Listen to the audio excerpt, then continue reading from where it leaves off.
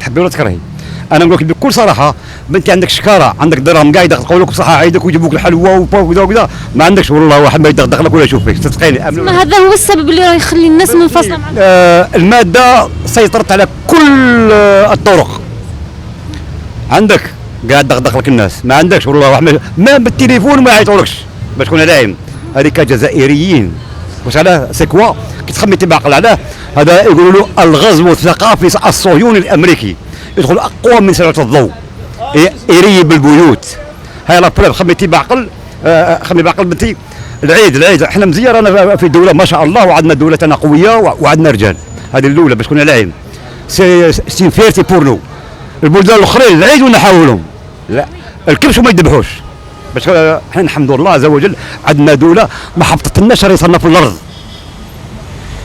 انا نقول لك ما قبل الحرب تاع الانديبوندونس الجزائري جامي يحبط راسه الارض ابدا.